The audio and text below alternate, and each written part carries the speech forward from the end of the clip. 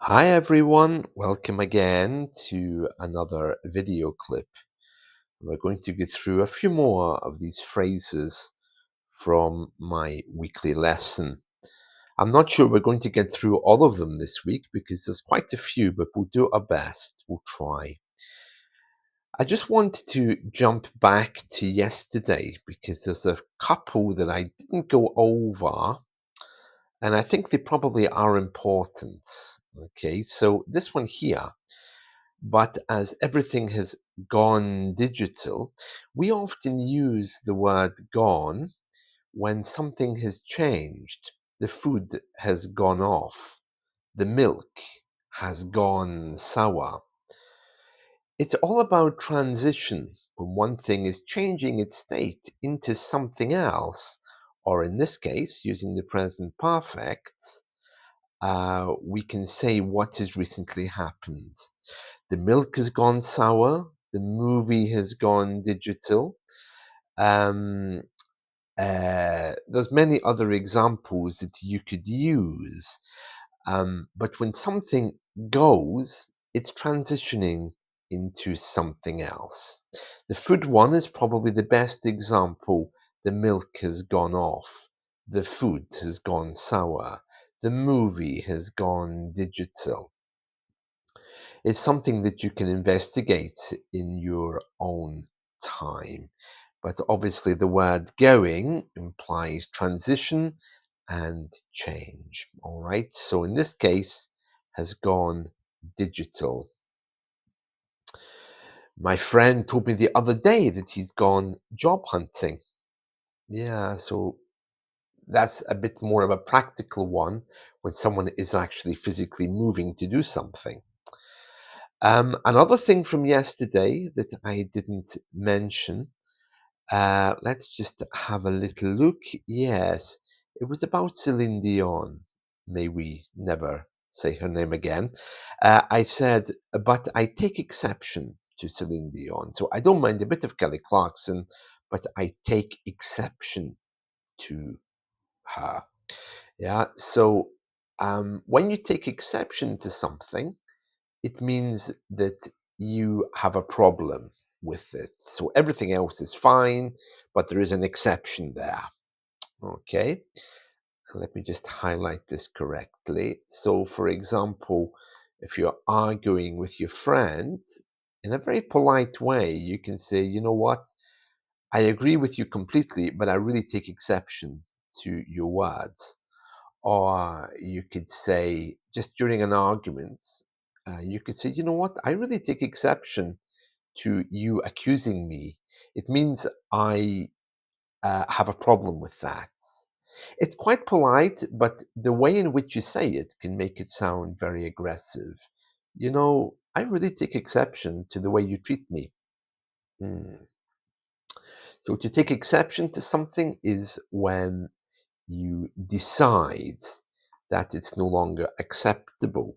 I take exception to your words. I take exception to your thinking about that particular thing. Very polite way of saying, I don't agree. I agree with everything else, but I take exception to that particular thing. But the idiomatic that, isn't it? Right. So let's move on because I think we had gone further down here, hadn't we? Yeah, we had gone to carving, children who stuff their faces. In more recent years, as religion seems to have dwindled, I think that's where we ended yesterday. To dwindle is when something goes down. Halloween has become not only a brand, but a much bigger celebration than Christmas. Houses with decorated windows, lights, pumpkin scarecrows without heads, and covered in blood, which make them look putrid. Putrid just means ugh, horrible, bad taste. Food that's gone off is putrid. It's something which is really disgusting, you know. Um, a group of kids turned up at my place last night looking for sweets and shouting trick or treat. The phrase trick or treat is a new phenomenon which we borrowed from America, but it does represent what kids do on that night. They visit neighbors and ask for sweets. We don't actually respond by choosing an option like, can I have a trick, please? An option like trick. We just give them sweets and then they leave. In my case, I use my video doorbell, see the costumes, and just ignore them. Maybe I am a hard hearted Skype English teacher, but I prefer to be on Skype talking to people about how frightening learning English can be rather than talking to kids about how frightening they look. To be hard hearted means not to be sympathetic, to be quite hard in your idea towards something. Okay, a lot of people don't like Halloween because of its darker connotations. I do know, and I'm using do here to stress rather than just say I know, I'm saying, yeah, I do know. So I'm stressing with the word do there. I do know that 31st of October has always been associated with the dead, and it is a night when the dead and the living supposedly can meet each other.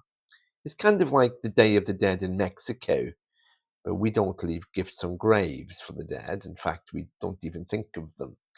British people are not sentimental in that way, at least not on Halloween, and we're far too mean to leave alcohol for dead people on their graves. To be mean means not to be kind or to be greedy. To be mean, especially with alcohol and food, means to not share. Okay, so there we are. Lots of words to think about today. Probably the most important one is to take exception to something, to take exception to it. Right, that's it from me for today. I'm going to leave it there. I wish you all a wonderful day. For those of you who are waiting for my podcasts to appear on YouTube, they will be coming. They're all on Spotify and on my other platforms. It's just they're a bit slow in coming to YouTube this week, but they will be there. So bear with me another day or so and you should begin to see them. Take care. Bye.